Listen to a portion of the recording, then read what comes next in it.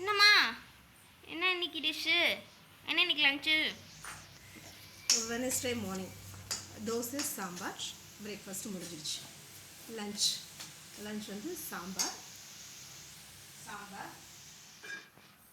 Rasam sambar rasam beetroot பொரியல்.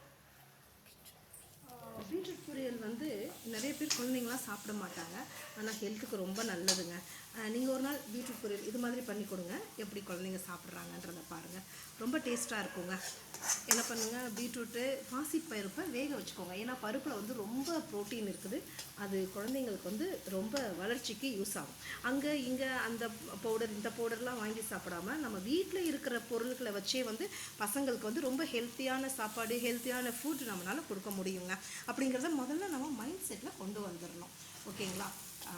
கொஞ்சோண்டு எண்ணெய் ஊற்றி கடுகு சீரகம் போட்டுட்டு 2 பூண்டை வந்து தட்டி போட்டுட்டு வெங்காயத்தை நீல வாக்கில் கட் பண்ணி போட்டுட்டு பீட்ரூட்டை அப்படியே எண்ணெயிலே போட்டு கட் பண்ணி கொஞ்சம் பெரிய பெரிய பீஸாகவே கட் பண்ணி இது மாதிரி போட்டுட்டு அப்படியே கிளறி விட்டுட்டே இருந்தோன்னா அப்பப்போ தண்ணி தெளித்து வந்து இது பண்ணி விட்டுட்டுருக்கணும்.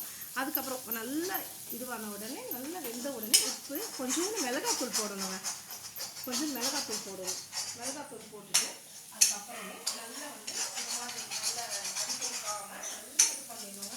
அடிப்பிடிக்காமல் வந்து இது மாதிரி நல்லா வேக வச்சுட்டு